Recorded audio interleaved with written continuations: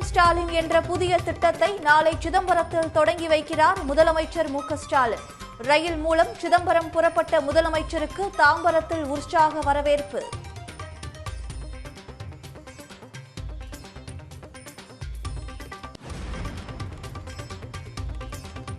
ரயிலில் பாலியல் முயற்சியில் கர்ப்பிணியை கீழே தள்ளியவருக்கு சாகும் வரை சிறை தண்டனை. பாதிக்கப்பட்ட பெண்ணுக்கு 1 கோடி ரூபாய் இழப்பீடு தர வழங்க திருப்பத்தூர் மாவட்ட நீதிமன்றம் உத்தரவு.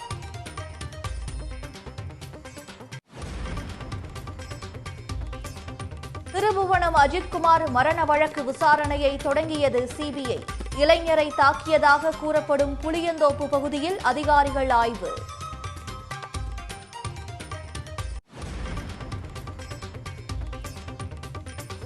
காஷ்மீரில் தியாகிகள் கல்லறைக்கு செல்ல முதலமைச்சர் உமர் அப்துல்லாவுக்கு அனுமதி மறுப்பு. சுவர் ஏறி குதித்து அஞ்சலி செலுத்திய உமர் அப்துல்லா.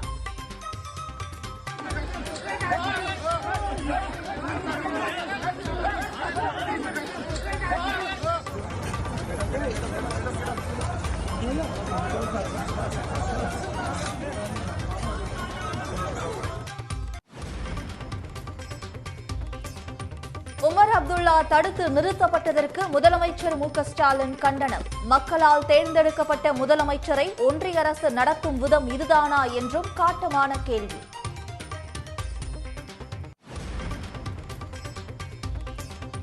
சென்னை உயர்நீதிமன்ற தலைமை நீதிபதி K.R. ஸ்ரீராம் ராஜஸ்தானுக்கு மாற்றம்.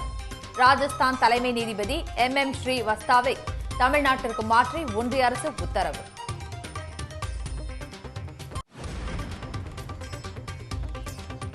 ஓசூரில் லாரி மீது இருசக்கர வாகனம் மோதி விபத்து. பைக்கில் சென்ற 3 பள்ளி மாணவர்கள் உயிரிழந்த சோகம்.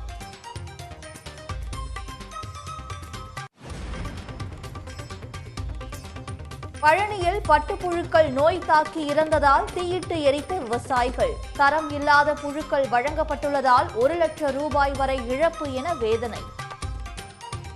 2 வருஷமா எங்களுக்கு பட்டு இதில் நஷ்டமாயிட்டு இருக்கு.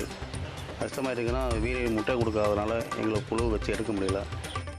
250 மூட்டை வச்சா நாங்கள் 1,80,000 வருமானம் எடுப்போம். வருமானம் இருக்கிறது 4 பேட்சாக வருமானமும் இல்லை. செலவு ஒரு பேட்சுக்கு 50,000 செலவு பண்ணுறோம். அந்த செலவு காசு எங்களுக்கு நஷ்டமாகுது. உடனுக்குடன் செய்திகளை தெரிந்து கொள்ள சன் நியூஸ் பெல் ஐகானை கிளிக் பண்ணுங்க.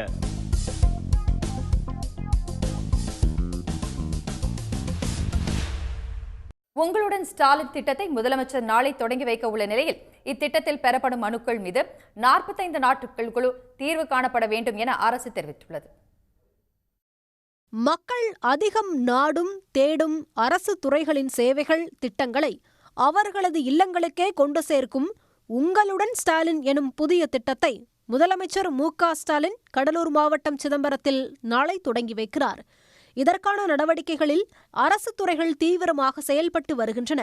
உங்களுடன் ஸ்டாலின் திட்டம் தொடர்பாக விளக்கமளித்த திட்டத்தின் சிறப்பு அதிகாரியான தமிழ்நாடு அரசின் செய்தித் தொடர்பாளர் அமுதா, இந்த திட்டம் தொடர்பாக தன்னார்வலர்கள் மூலம் மக்களுக்கு விழிப்புணர்வை ஏற்படுத்தி வருவதாக தெரிவித்தார்.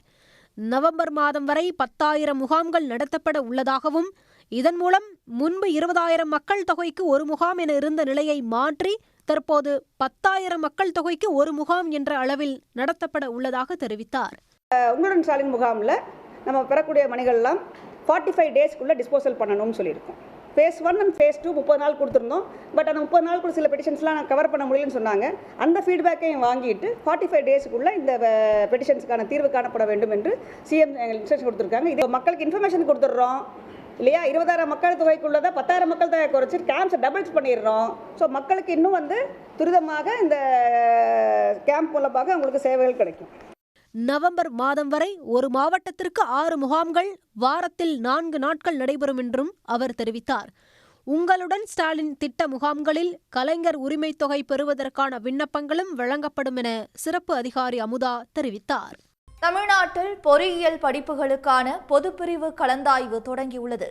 அண்ணா பல்கலைக்கழகத்தின் கீழ் இயங்கும் பொறியியல் கல்லூரிகளில் 2025-26 கல்வியாண்டில் மாணவர் சேர்க்கைக்கான கலந்தாய்வுக்கு கடந்த மே 7ஆம் தேதி முதல் ஜூன் 6ஆம் தேதி வரை விண்ணப்பங்கள் பெறப்பட்டன. 1,02,374 மாணவர்கள் கலந்தாய்வுக்கு பதிவு செய்ததில் 2,41,641 மாணவர்கள் சான்றிதழை பதிவேற்றம் செய்து சமர்ப்பித்தனர்.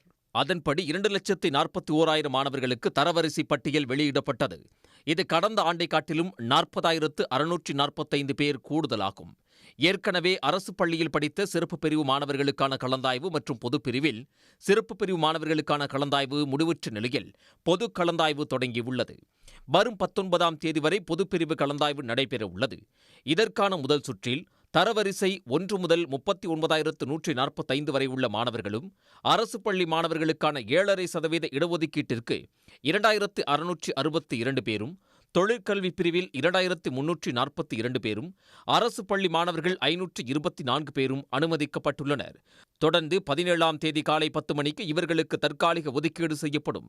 அதனை 18ஆம் தேதி மாலை 5 மணிக்குள் அவர்கள் உறுதி செய்ய வேண்டும்.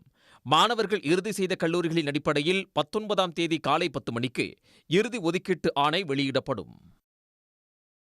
பாஜகவினருக்கு சாப்பாடு கூட போடுறோம், ஆனால் ஓட்டு போட மாட்டோம் என மக்கள் கூறியதை கேட்டு பாஜகவினர் அதிர்ச்சியில் உறைந்தனர். விருதுநகரில் பாஜகவின் பூத் கமிட்டி ஆய்வுக் கூட்டம் மாநில தலைவர் நயினார் நாகேந்திரன் தலைமையில் நடைபெற்றது. இதில் கட்சி பணிகளை விவரித்த நிர்வாகி ஒருவர், பாஜகவினருக்கு சாப்பாடு கூட போடுறோம், ஆனால் ஓட்டு போட மாட்டோம் என மக்கள் கூறியதாக தெரிவித்ததைக் கண்டு பாஜக மாநில தலைவர் நயினார் நாகேந்திரன் அதிர்ச்சியடைந்தார். மேலும் அங்கிருந்த பாஜகவினருக்கே அது சிரிப்பலையை ஏற்படுத்தியது. தேர்தலில் நின்று உங்களுக்கு சாப்பாடு எல்லாம் போடுறோம், ஓட்டு மட்டும் போட மாட்டோம் அப்படிங்கிறாங்க. சொன்னது எல்லாம் பேசுறாங்க.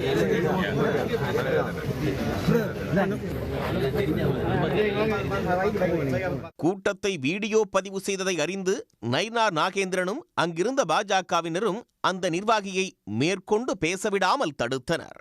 தேர்தலில் நின்று உங்களுக்கு சாப்பாடு எல்லாம் போடுறோம், ஓட்டு மட்டும் போட மாட்டோம் அப்படிங்கிறாங்க. சொன்னது எல்லாம் பேசுறாங்க. விருதுநகரின் மற்றொரு பகுதியில் செய்தியாளர்களிடம் பேசிய நயினார் நாகேந்திரன், 2026 சட்டமன்ற தேர்தலில் வெற்றி பெற்று பாஜக அதிமுக கூட்டணி ஆட்சி அமைக்கும் என நம்பிக்கை தெரிவித்தார்.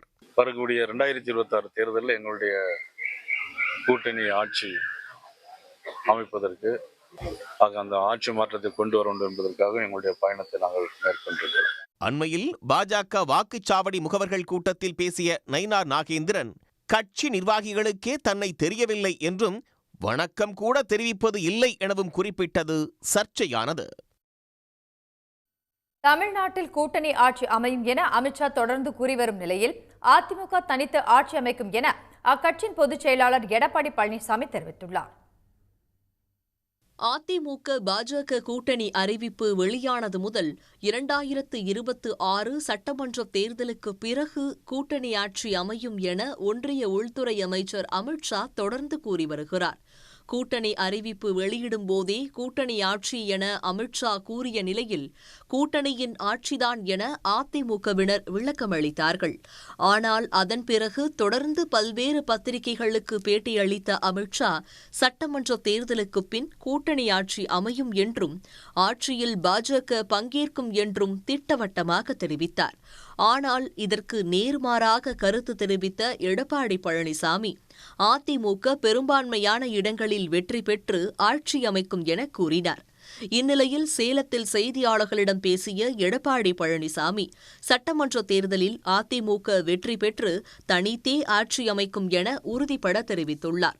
இந்திய அண்ணா திராவிட முன்னேற்ற கழகத்தை பொறுத்த வரைக்கும் எங்க கூட்டணி ஒற்றுமையாக வலுவாக 2026 சட்டமன்ற தேர்தலில் மிகப்பெரிய வெற்றியை எங்க கூட்டணி பெறும். அனைத்து இந்திய அண்ணா திராவிட முன்னேற்ற கழகம் மிகப்பெரிய வெற்றி பெறும், தனித்து ஆட்சி அமைக்கும். கூட்டணி ஆட்சிதான் அமையும் என அமித்ஷா தொடர்ந்து கூறும் நிலையில் அதற்கு பதிலடி கொடுக்கும் வகையில் தனித்து ஆட்சி என எடப்பாடி பழனிசாமி தெரிவித்துள்ளது தொண்டர்களிடையே குழப்பத்தை ஏற்படுத்தியுள்ளது. உடனுக்குடன் செய்திகளை தெரிந்து கொள்ள சன் நியூஸ் பெல் ஐகானை கிளிக் பண்ணுங்க.